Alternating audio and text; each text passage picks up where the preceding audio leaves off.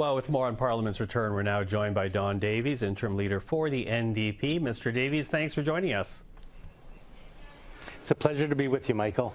Listen, you begin this session without official party status. New Democrats will not be represented at the committee level. So, I want to begin with what influence you will actually have in this session, in this sitting, even if it is a minority parliament.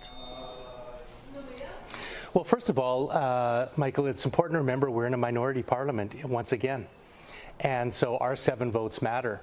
And on any particular piece of legislation, where we land on it could make the difference between a bill passing or failing. So I think we're very highly relevant. And of course, there's many tools in Parliament that are still available to us, including, for instance, question period, where we'll be up every single day in question period. We have private members legislation. We participate in debates. We have emergency debate resolutions. So you're going to be hearing a lot from our NDP caucus, who will be loud and strong on behalf of working families in this country. Okay, loud and strong, as you say, but your party has had some, very open disagreements since losing those 18 seats in April. Have you been given any assurances at all from your 6 returning colleagues that no one is going to cross the floor? Absolutely. We just came off a very successful caucus retreat last week in Parksville on Vancouver Island, and we had 3 days of extremely productive discussions where we planned our fall session. But really, this fall to us, Michael, it's not about us or the NDP, it's about Canadians. There are a lot of crises in this country. There's a jobs crisis. There's a housing crisis, there's an affordability crisis, there's a climate crisis, there's an opioid crisis, and we face serious threats from south of the border. So we're here after spending a summer talking to our constituents to bring the voices and policies and dreams of working families to this Parliament, and we're going to be, frankly, the only party, I think, that's consistently going to be articulating on their behalf. Okay, I wonder what that means on a practical level then, because your colleague Jenny Kwan, she did write this op-ed. It was published in the Hill Times this morning, and she says the government's decision to spend 5% of GDP on defense will mean cuts to Indigenous services, cuts to services for seniors and women, people with disabilities, the arts and culture. Does that mean, for example, then that your party will oppose defense initiatives even if they meet NATO targets, as you sit here and talk about standing up for Canadians in need?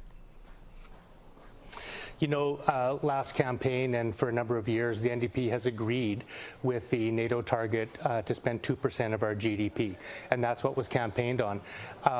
Nobody ever said anything about 5% of GDP, and frankly, that was Mr. Carney, I think, appeasing Donald Trump's demands. 5% is more than the Americans spend on their military as a percentage of their GDP. So, we want to make sure that our military is well equipped, that our men and women in uniform are well taken care of. But we also have to balance that spending against many other priorities like housing, like jobs, like economic development, like a strong healthcare system. So it's a question of balance. But spending $150 billion a year out of a $550 billion budget is, to us, disproportionate as a percentage of spending. Okay, well, the expectation is that the government will hit 2% by the end of this year. Does that mean then that the leeway that your party is willing to give to the federal government ends there, that anything beyond that 2% will be voted against by the NDP? Well, we can't speculate, Michael, on what ifs or what might happen. We do have a very important budget coming this fall. Mr. Carney has signaled that this is an austerity budget, and yet, last month we found out the Canadian economy shed 100,000 jobs, and we have the highest unemployment rate in 10 years. 1 in 6 young people don't have a job. It's about 15% unemployment. So we think it's the wrong time for austerity. It's the wrong time to be slashing services that Canadians rely on and cutting family-sustaining jobs. We think it's a time to invest in the Canadian economy. And look, Canadians, I think, expressed themselves loud and clear last election. They want a strong Canadian economy where we produce more things here, diversify our trading relationships, and we're going to be looking for investments in our economy to make that happen. So specifically, what policies do you want to see from the government? Because they are talking about making investments in order to create jobs. So that seems to already address part of what you're talking about right now.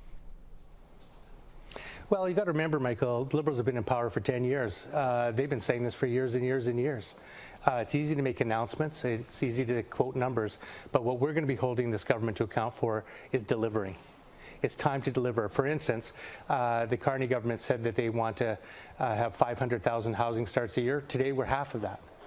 So we're going to be articulating loudly in Parliament policies that we think will help produce those numbers for Canadians. And look, like Jack Layton always said, our job isn't just to oppose, it's to propose. So NDP MPs are going to be bringing a lot of positive, constructive ideas to Parliament for how we can actually deliver, which are things that Liberals have been promising for many years but been unable to do. Okay, quickly running out of time, but when you talk about priorities for Canadians, where does pharmacare fit in? Is that your top priority right now? Because that's still not a done deal.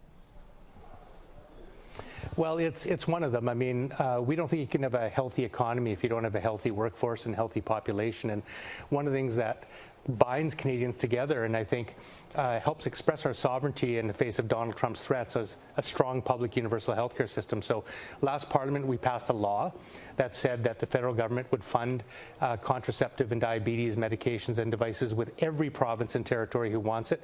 So we're going to be holding this government to account for that and making sure that they uphold what they promised in law. And beyond the law about universal pharmacare, which, of course, as you said, early this year was the ultimate goal. Is that still a goal? For sure. I mean, New Democrats believe in head-to-toe health care. That's auditory care, mental health care, vision care, pharmacare. We all think that those are part of our Canadian universal health care system, and we'll never stop working to make sure those are covered by your health card. We know progress comes incrementally, but we'll always be the strongest advocate for a healthy universal public health care system, and we'll continue to do that, including making sure that the dental care program, which is bringing dental care to 9 million Canadians, continues to be improved so that everybody can get oral health care when they need it. Don Davies, thank you for this. The first of many conversations, I'm sure. Take care. You too, Michael. Thank you.